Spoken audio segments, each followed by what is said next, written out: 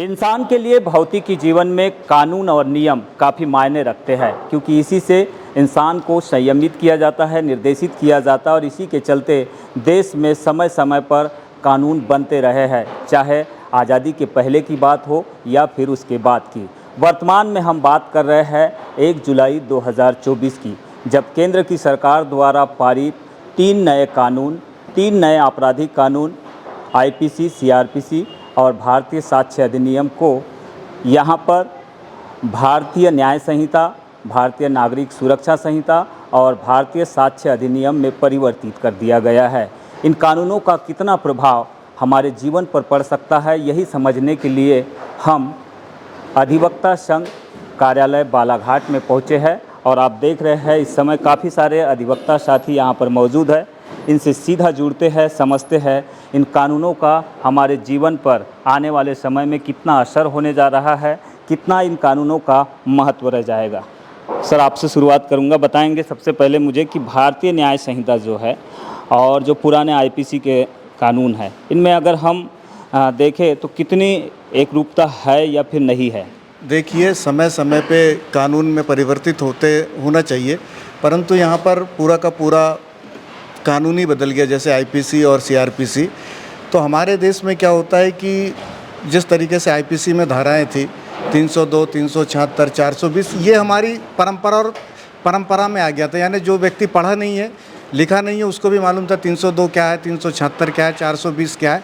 तो ये एक परंपरा थी और जिसमें अगर नहीं भी पढ़ते थे कोई लोग तो उसको ये चीज़ें मालूम थी। परंतु अब एकदम कानून बदला है, तो निश्चित रूप से एक कानून बदलता है तो उसको सामान्य उसमें लागू होने में बहुत लंबा समय लगता है। तो निश्चित रूप पे कानून के हम बदलने का भी स्वागत करते हैं, परंतु जिस तरीके से बदला गया है वो एकदम बदला गया है, इससे काफ़ी परेशानी का सामना करना पड़ रहा है और उससे बहुत सारी व्यवहारिक दिक्कतें आ रही है। क्योंकि जैसे पुलिस प्रशासन है, उसको निश्चित रूप से ट्रेनिंग कराई जा रही है, 6-7 महीनों से लगातार कराई जा रही है, पर हमारे अधिवक्ताओं की वैसी फिजिकली कोई कार्यशाला नहीं होती। तो हमको सारी चीज़ें किताबों से ही अर्जित करनी पड़ती है। तो उसके लिए हमारे अधिवक्ता तत्पर हैं और प्रयास कर रहे हैं कि इन चीज़ों से वे 2-4 होंगे और निश्चित रूप से उस कानून का भी पूरे अधिवक्ता अध्ययन करेंगे। तो निश्चित ही नए कानून लागू होने के बाद व्यवहारिक दिक्कतें आना लाजमी है, लेकिन ये दिक्कतें किस तरह की है? देखिए, सबसे बड़ी चीज़ ये है कि जो अभी भारत सरकार ने जो भारतीय न्याय सुरक्षा संहिता 2023 से 1 जुलाई से लागू किया है, उसमें साक्ष्य अधिनियम भी और भारतीय न्याय संहिता। इसमें समस्या का ये है कि जैसे हम लोग पहले सारी चीज़ें रट गई थी, अभी इनको रटने में हमको टाइम लगेगा और न्यायालय में भी कोई अपन आवेदन प्रस्तुत करते हैं तो उसमें भी कभी समस्या उत्पन्न होगी।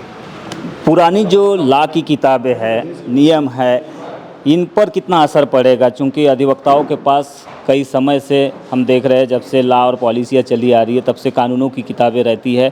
ये कानून लागू होने के बाद में उन पर भी कुछ इम्पैक्ट पड़ रहा है? बिल्कुल बिल्कुल इम्पैक्ट पड़ रहा है। जिस प्रकार से आईपीसी, सीआरपीसी और एविडेंस एक्ट इसमें परिवर्तन हुआ है, जैसा कि हमारे साथी अधिवक्ता ने कहा कि अभी शुरू में काफ़ी तकलीफ जाएगी। जिस प्रकार से धाराओं में भी परिवर्तन हो चुका है, तो अभी समझने में काफ़ी लंबा समय लगेगा और निश्चित तौर पर जो पुरानी चीज़ें हैं उनको बदल के, चूँकि जैसा कि हमारे अधिवक्ता साथी ने भी बताया कि जो धाराएं थी पहले 302 ये हमें रटी हुई थी, लेकिन अब क्या है कि जो नई धाराएं जो लागू हो रही हैं उसके लिए हमें विशेष ध्यान देना पड़ेगा कि किस प्रकार से उसे हमें करना है।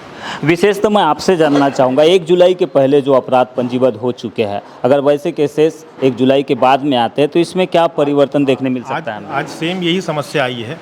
आज जब मैं कोर्ट में गया था तो एक घटना जो थी 2 तारीख के पहले की थी और उसमें जो रिपोर्ट हुई थी वो 2 तारीख को हुई है, 2/7 को। अब न्यायालय में आज रिमांड जो पेश हुआ है तो वो क्या है, पुरानी धाराओं में पेश हो गया है। अब न्यायालय के सामने भी थोड़ी सी स्थिति ये हो गई कि 1 तारीख के बाद नया कानून आ गया है, अब रिमांड जो आया है वो पुरानी धाराओं में आया है। तो अभी इसी कारण से मैंने अभी तक मेमो पेश नहीं कर पाया हूँ। अब मैं वेट कर रहा हूँ कि क्लियरिफिकेशन हो जाए भाई कि घटना पुरानी है, उसके आधार पे विवेचक ने पुरानी धाराएं लगा के पेश कर दिया है रिमांड, लेकिन एफआईआर 2 तारीख की है, 1 तारीख को नया कानून आ गया है। तो क्या लगता है नई धाराओं में, नए कानून में क्या इसका सलूशन है क्या? नहीं, सॉल्यूशन है, लेकिन कन्फ्यूज़न बहुत है अभी। अच्छा, कन्फ्यूज़न? हाँ, कन्फ्यूज़न बहुत है, जिसको टाइम लगेगा अभी उसमें। जहाँ तक प्रैक्टिकल मैं अभी बता रहा हूँ, जैसे मेरे साथ अभी हो रहा है, अभी उसमें न्यायालय का हम लोग वेट कर रहे हैं, फिर डीपीओ साहब का वेट कर रहे हैं कि भाई आके वो क्लियर कर दें, क्योंकि घटना पुरानी है। ऐसे में तो ये पुराना एक्ट ख़त्म ही नहीं हो पाएगा, क्योंकि पुरानी घटना को लेकर अगर कोई एफआईआर आज दर्ज हो रही है, उस धारा में हो रही है, तो ये तो बहुत बात, ये तो ख़त्म ही नहीं हुआ ना, मान के चलो। क्योंकि उनका ये कहना आ रहा है विवेचक का कि भाई इनने बोली कि मेरे साथ 2 महीने पहले हुई थी घटना, इसलिए मैंने ये धारा लगा दिया। तो फिर आज एफआईआर काट रहे हो ना आप, तो एफआईआर तो आज की डेट की होना चाहिए ना भाई। तो आज की डेट में क्या कानून है? नया कानून है। उन्होंने पुराने कानून अभी ला के रख दिए, उन्होंने रिमांड। हम वेट कर रहे हैं, जब से वेट कर रहे हैं। तो इस कन्फ्यूजन का रास्ता कहाँ से निकल सकता है? कुछ जो नए प्रावधान है उनमें से कुछ आप लोगों ने रीड किया होगा, क्या आपको समझ में आया अभी तक? इस कन्फ्यूजन का प्रावधान जो है, जैसे ही संहिता का जैसे लागू होने के बाद जब चालू हुई थी, उसी समय से चाहे पुलिस प्रशासन हो, अधिवक्तागण हो, न्यायालयीन कर्मचारी हो, इन्हों को सभी को उस समय से अगर ट्रेनिंग दी जाती, तो जब 1 जुलाई से जब कानून लागू हुआ तो सभी के सभी उस समय परिपक्व हो चुके होते।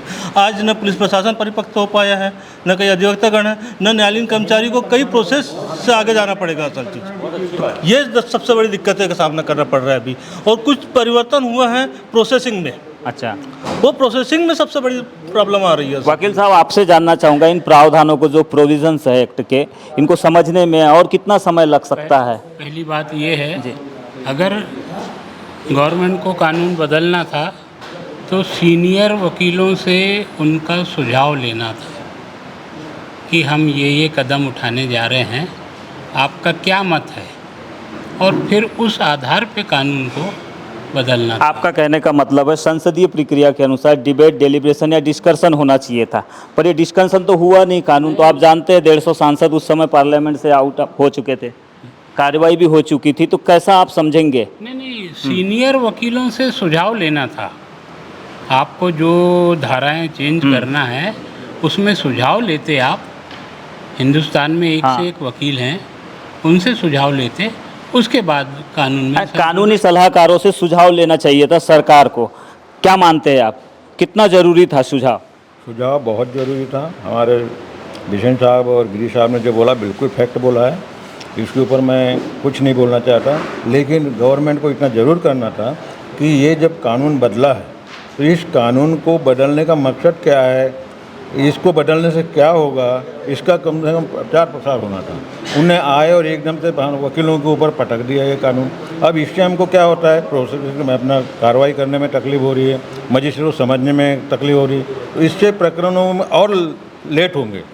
क्योंकि जब तक पूरी धाराओं का पूरा समाधान हमारे अंदर ना आए तब तक हम उसको क्लियर नहीं कर सकते मजिस्ट्रेट के सामने। तो सरकार बोल तो रही है कि हम ब्रिटिश लॉ को बाहर करके नए कानून ला रहे हैं। नए कानूनों का मतलब ही यही है कि औपनिवेशिक काल का जो कानून है उनको ख़त्म करना, और उसको समझने में थोड़ा समय लगेगा, ये भी सरकार बोल रही है। लेकिन किस तरह की प्रक्रिया अपनाई जाना चाहिए सरकार की ओर से इस पूरे कानूनों को समझने के लिए? सरकार ने वैसे तो ये कानून अंग्रेज़ों द्वारा बनाई गई जो हमारी गुलामी की प्रतीक जिनके नाम पर चल रही थी, उन नाम को परिवर्तन करने के लिए ये कानून बदला है।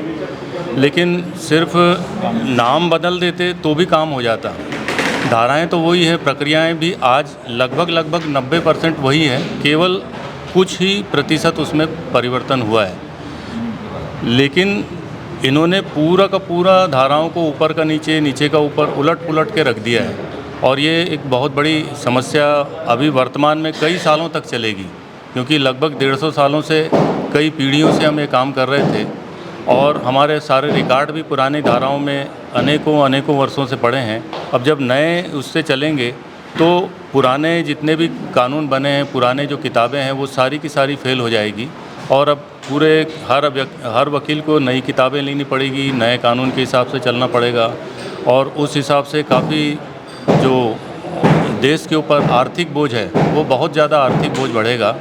इन्हें सिर्फ यदि नाम परिवर्तन करना था अपनी पार्टी के हिसाब से, तो सिर्फ वो नाम परिवर्तन कर देते, और अंदर में जो भी थोड़ा बहुत चेंज करना था, वैसे भी थोड़ा ही चेंज हुआ है, तो उनको उसी धाराओं में थोड़ा थोड़ा परिवर्तन कर सकते थे, जैसा पिछले आज़ादी के बाद से अनेकों बार परिवर्तन हुए और संशोधन हुए, और उस आधार पे अनेकों धाराएं विलोपित की गई और अनेकों भाग उसमें जोड़े गए। लेकिन अभी जो हुआ है ये बहुत ही जटिल प्रक्रिया उन्होंने अपनाई है, और ये अभी कुछ समय के लिए और देश के लिए ये उतना लाभप्रद नहीं है जिस उद्देश्य को वो लेकर के इन्होंने पूरा का पूरा नए कानून लेकर के आए हैं। तो सरकार का भले ही उद्देश्य रहा होगा कि ब्रिटिश काल के जो कानून है उनको हटाकर नए कानून, लेकिन अभी भी इसमें बिसेन साहब, टेमरे साहब बता रहे हैं कि ज़्यादा कुछ बदलाव नहीं है, केवल प्रक्रियाओं में और कुछ ट्रायल वाली प्रक्रियाओं में ही कुछ परिवर्तन देखने मिल रहा है। आपको क्या लग रहा है, इन कानूनों को और अभी कितना समय लग सकता है समझने के लिए? जो हमारे न्यायालयीन व्यवस्थाओं में जो ये एक्ट जिनके ऊपर में जो अभी नए एक्ट रिप्लेस हुए हैं 1 जुलाई से प्रभावी, इनमें प्रमुखता से आईपीसी जो था, इंडियन पेनल कोड एक्ट, उसमें आज़ादी के बाद से आज दिनांक तक हज़ारों बार, सैकड़ों बार उनमें संशोधन आवश्यकता अनुसार होते रहे हैं, परंतु जिन धाराओं में संशोधन होते थे उनमें पुराना जो रूल्स रेगुलेशन होते थे वो निष्प्रभावी होकर संशोधन लागू हो जाता था। और इसमें संशोधन हर स्टेट के द्वारा भी अलग अलग संशोधन किए गए थे, जहाँ कहीं सत्र न्यायालय या कहीं लोअर कोर्ट का जो एक्ट है वो अंतर होते थे, परंतु मूल जो परिवर्तन है वो नहीं हो पाता था। अब अभी जो तीनों एक्ट में मुख्य रूप से जो आईपीसी और सीआरपीसी जो पूरी तरह से जो रिप्लेस हुई है, उसमें हम लोगों के अलावा हमारे जो वरिष्ठ अधिवक्तागण जिन्होंने बरसों उसके अध्ययन में बिता के और उन लोगों के दिमाग में, मेमोरी में हर एक धाराएं रटी हुई थी।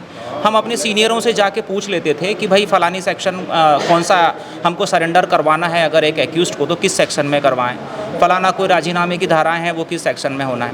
तो मूलतः जो सारे ट्रेनिंग शुदा जो जज थे और वरिष्ठ जजेस, वरिष्ठ एडवोकेट्स, आज मैं समझता हूँ कि अब इस नए एक्ट के पूरी तरीके से परिवर्तित हो जाने से हम और हमारे वरिष्ठ अधिवक्तागण हम उस मामले में पूरी तरह से अभी शून्य हैं, और अभी हम लोगों को उसकी डेप्थ तक पहुंचने में, उसी तरह पारंगत होने में हमें ऐसा लगता है कि पूरा साल और उसके आगे 2 साल भी समय लगेगा, तब जाके ये सब सारी चीज़ें लोगों के जहन में पूरी तरीके से परिपक्वता में आएंगी। समय तो लगेगा और समय लगना भी लाजमी है, लेकिन सरकार ने जो ये निर्णय लिया है, एक एडवोकेट होने के नाते इन कानूनों को आप किस तरह से देखेंगे?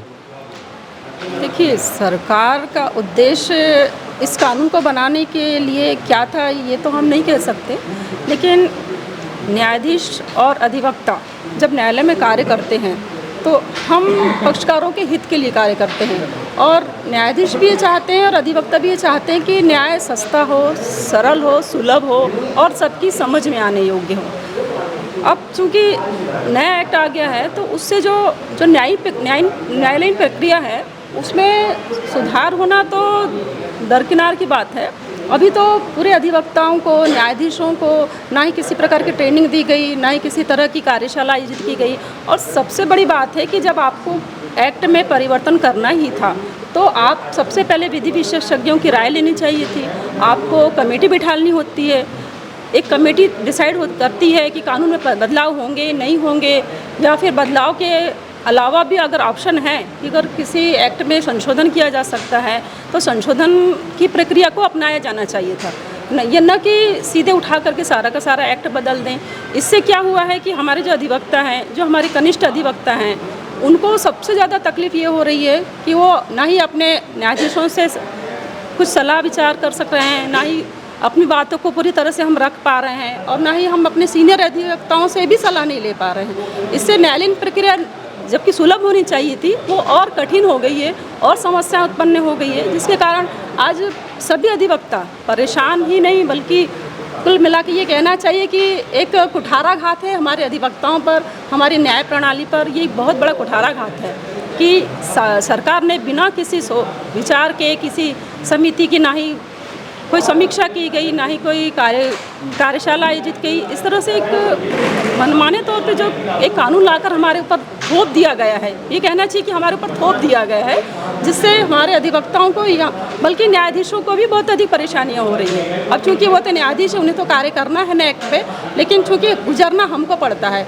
और जब हम ही अच्छे से न्याय को नहीं दे पाएंगे, अपनी बातों को नहीं रख पाएंगे, तो हमारे पक्षकारों को सबसे ज़्यादा अहित होगा। इससे कुल मिला के जनता का अहित हो रहा है। तो मेरा मानना है कि न्याय अपने जो सरकार है, इन्हें बहुत सोच विचार करके इस एक्ट को लाना चाहिए था, और अभी इसमें काफ़ी संशोधन की आवश्यकता है।